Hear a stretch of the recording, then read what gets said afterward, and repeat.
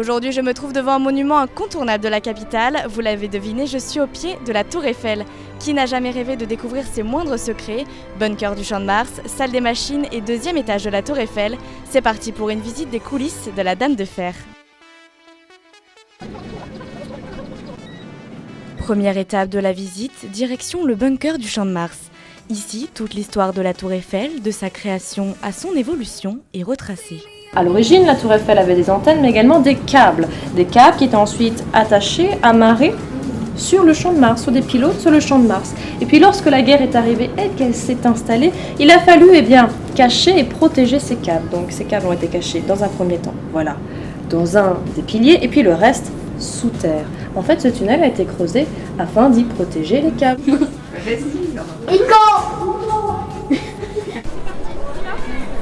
On se rend ensuite dans la salle des machines de la Tour Eiffel afin d'en savoir plus sur le fonctionnement des ascenseurs. Alors, est-ce que vous voulez que je vous parle du mécanisme de la machinerie, de la manière dont ça fonctionne? Oui. Alors, lorsqu'ils descendent, hop, l'eau est pressée. L'eau va devoir s'en aller, s'échapper dans des conduits étroits que vous pouvez apercevoir en contrebas. Allez, suivez-moi. Maintenant qu'on sait que les machines sont bien solides, c'est l'heure de tester les ascenseurs.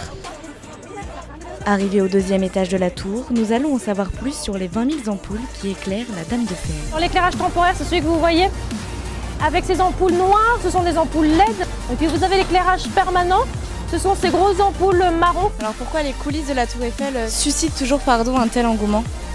Je pense que les visiteurs sont assez surpris de découvrir qu'il y a des endroits véritablement cachés à la Tour Eiffel et notamment le bunker. Puis la machinerie, c'est tellement impressionnant et imposant que les visiteurs sont très vite émerveillés à l'idée de voir que ça fait plus de 100 ans qu'un ascenseur fonctionne avec un système qui a été installé en 1899 et qui fonctionne toujours avec de l'eau.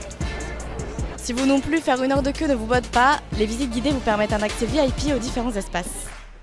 Une vue surprenante, des découvertes historiques, mais une visite qui permet surtout de passer un bon moment en famille pour ce père de 2 garçons.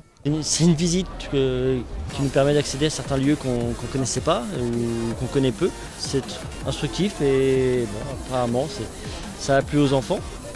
C'était quand on était dans le bunker et qu'on a fait l'écho. Quand t'as fait des bêtises en fait. Exactement. Pour être incollable sur la Tour Eiffel, un adulte devra débourser 29 € et un enfant de moins de 16 ans, 25 €.